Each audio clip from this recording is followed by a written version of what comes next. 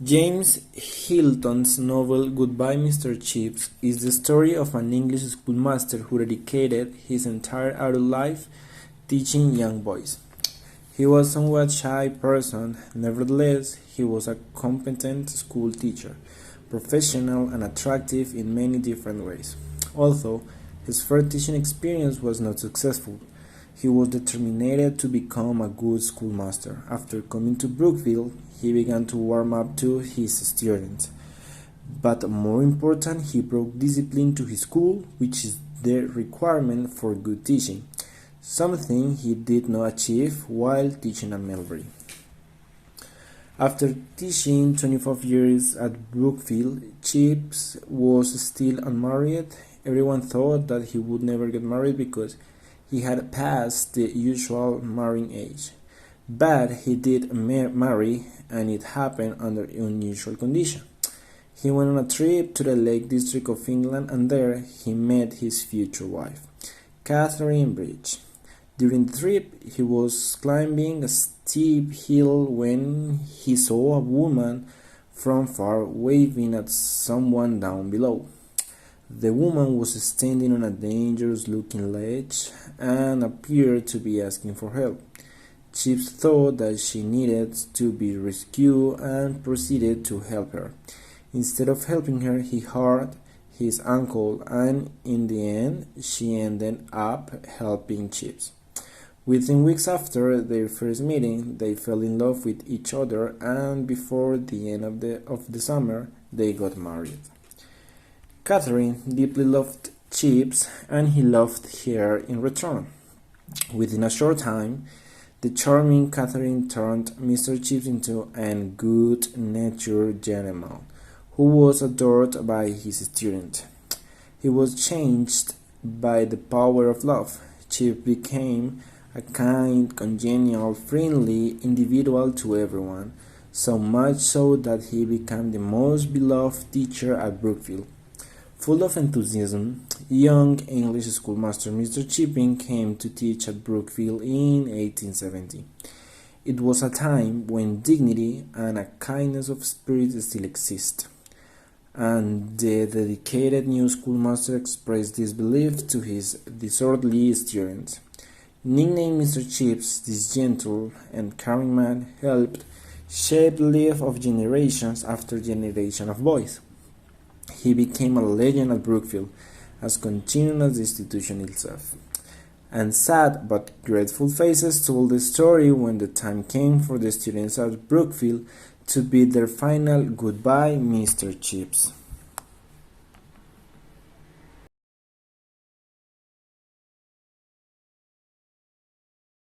James Hilton was one of the most popular writers of the 1930s, known above all for two novels, Lost Horizon and Goodbye Mr. Chips, both of which became very successful films. Hilton was born in Leith in Lancashire, the home of his maternal grandparents, but lived for all his early life in Walthamstow in North London. James Hilton brings out the theme of destruction and disruption brought about by the war. He uses Mr. Chipping as a tool to support and bring out the theme as well as other sub-themes more effectively. Education is one of the sub-themes, with Mr. Chipping's career proving it, though he has a mediocre academic record. His teaching is disrupted by the war as his students and some of his fellow teachers get into the military. Based on author James Hilton's experiences as a student at the Leigh School, Cambridge, this short novel endures as a revelation of the difference one good teacher can make and what the better emotions do toward making people important. As Mr. Chips shows the effort he puts on doing what he loves, which is teaching, and the way he does it. He shows determination and is not a quitter in what he does. He takes challenges positively and uses them to his own advantage. For instance, the importance that he gives to the relationships he has with all students and the institution that welcomed him and hosts him even after he had retired as a teacher. He reciprocates by being harsh to them, and they in turn respect him. They grew to love him, as he would sometimes invite some of them for tea and biscuit in his home. He is a man who builds a perfect and strong relationship with anybody who associates with him.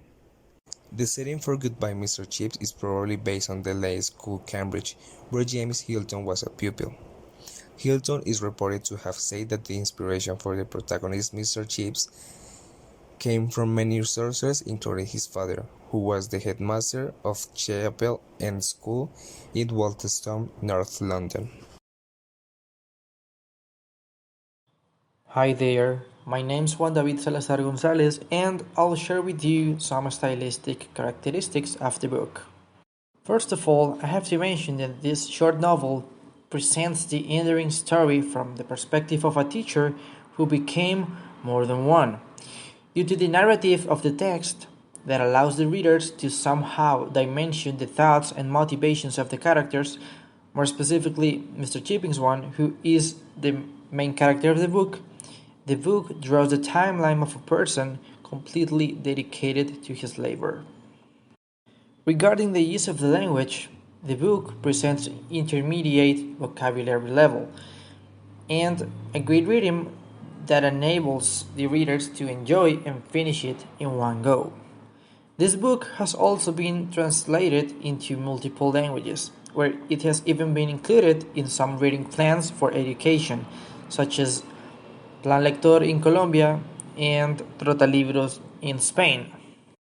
James Hilton created a fiction literary novel where happenings are not far away from the reality, and along with the development of the main characters, who, through meaningful anecdotes, dialogues, and stories, let the reader get immersed into the story and what is happening and going on in their lives. This is something that makes the story as enduring as it is. The use of intern and explicit dialogues generates a clear idea of how things actually happened in the minds of the characters. Additionally, the joyful kind of humor presented on the text gets the reader's attention and willingness to continue reading. As I mentioned before, this is a short book that you can read in one go. Finally, this book also seeks for sending a message, and it is to what extent a simple educator may become more than one and end up becoming someone who represents more than teaching experiences and values for an educative institution.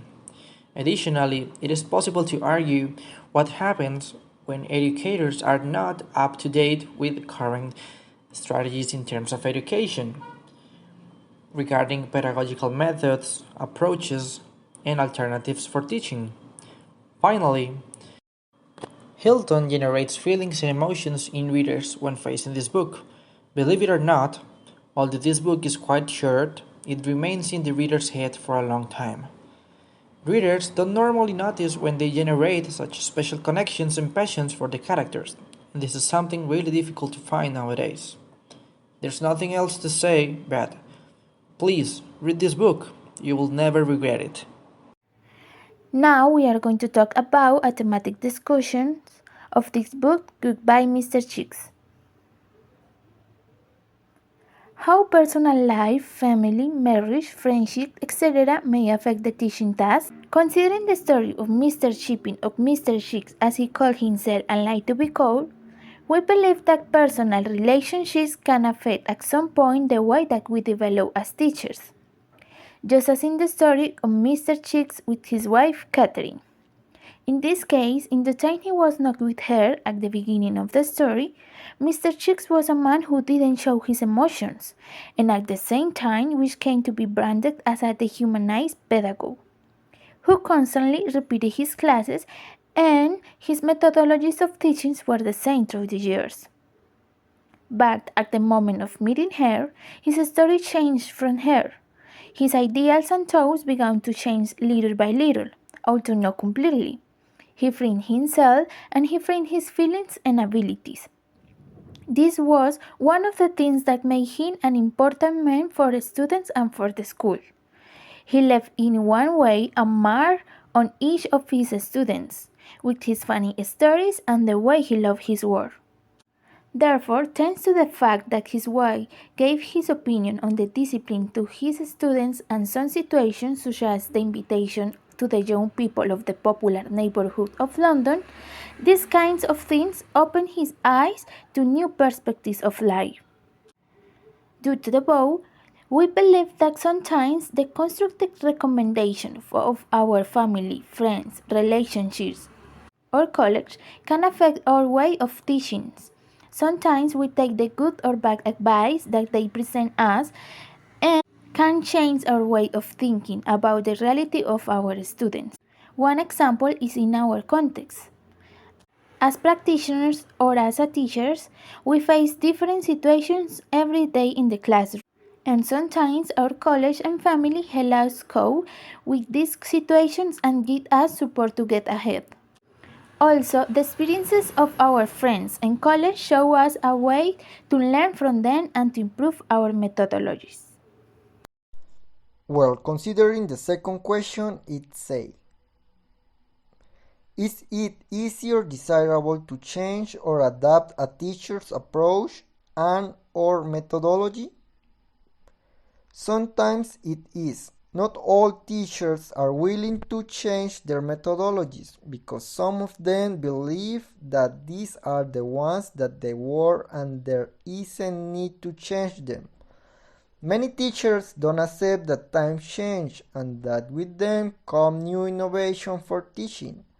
There are few who face change and who firmly and responsibly assume new methodologies that help strengthen all the skills that the student needs for life.